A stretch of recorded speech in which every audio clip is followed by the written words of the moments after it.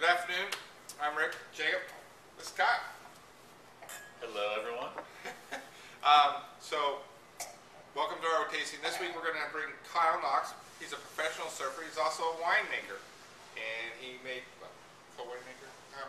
Yes, I can't claim winemaker because the winemaker for my wine, the barrel blend, or our wine, is amazing, Allison Greendorn. Okay, so, co-winemaker. And with Hill Family Estate, so we're going to taste Hill Family Estate. We're going to let Kyle tell you all about it as we taste it. So, I'm going to start off with probably the Chard.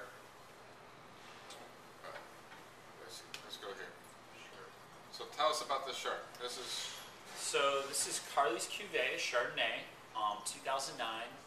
2009 was obviously a great year. It's predominantly from Carneros region of Napa Valley, which is cooler, more famous for Chardonnay and Pinot Noir.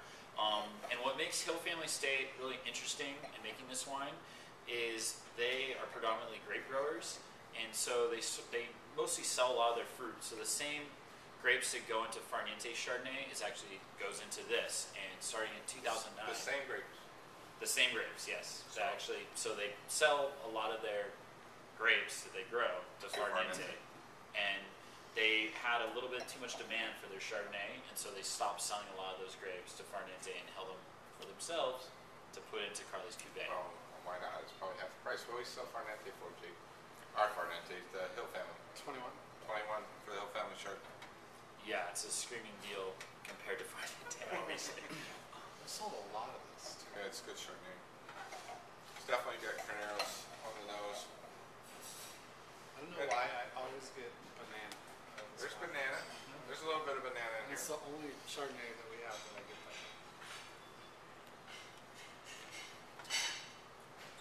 And it's got some oak to it, but not this.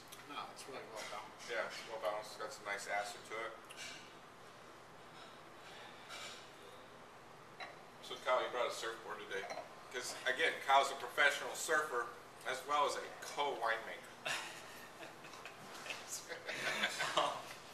So yes. And obviously, we've known each other for a while because we gave Kyle a hard time. He fits right into the Knuckle-Heads drink wine thing. Definitely.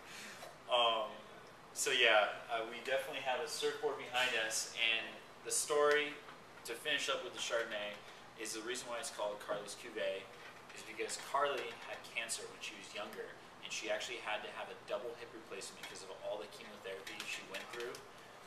Was depleting her bones, and she now is in remission, 100% healthy. Actually lives here in San Diego, and she's a nutritionist. And so because she was sick, she's now very into nutrition, and also goes in with grapes, going and planting the grapes, organic vineyards, trying to not have any sort of pesticides and other things into the wine that leaks into you that can cause cancer.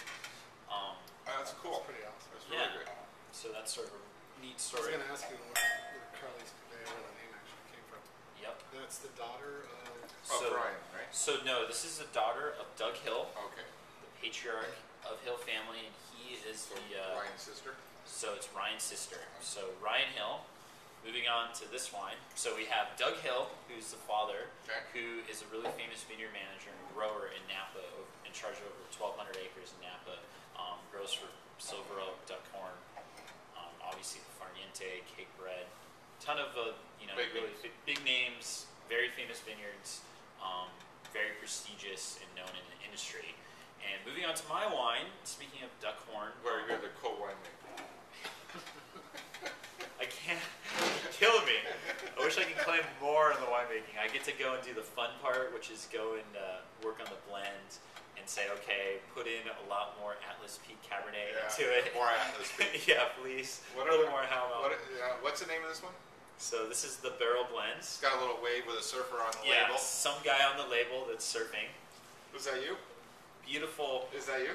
Oh yes, that's definitely me. I remember that day. Is that photoshopped? This is completely natural. You're not really a pro surfer, right? Yeah, it's photoshopped. That's the surf double.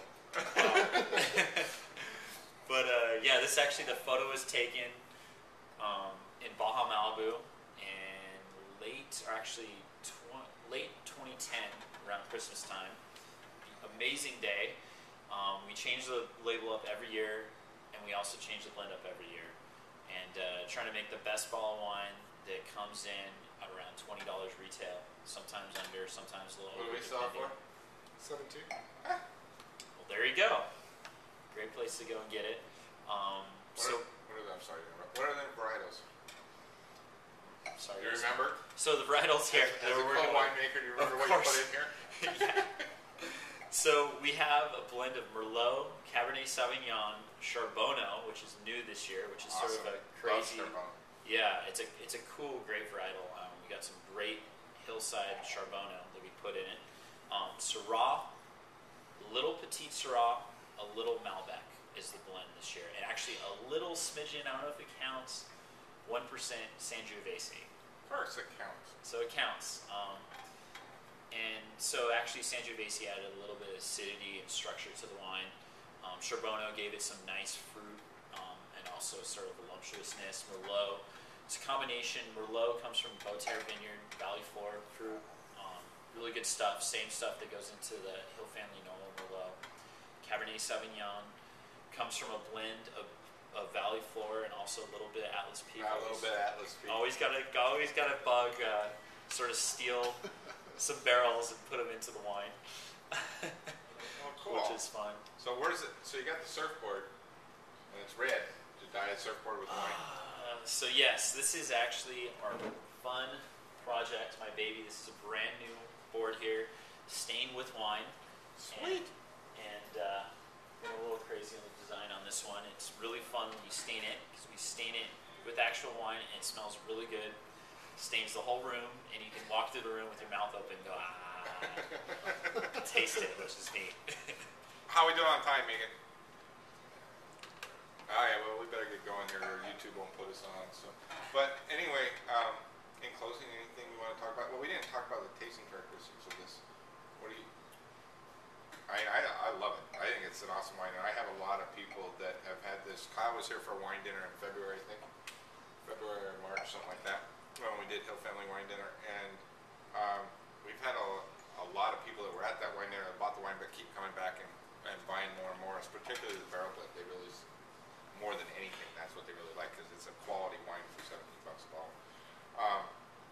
Anything else you want to say about it, or? Yeah, I guess this is my baby. I'm really excited. I mean, to go and be a part of this, and Hill Family, I think, is amazing. How long have you been doing this with them? So we started this in 2005 vintage. We're now on the 2009. Every year they're really fun to craft and work on.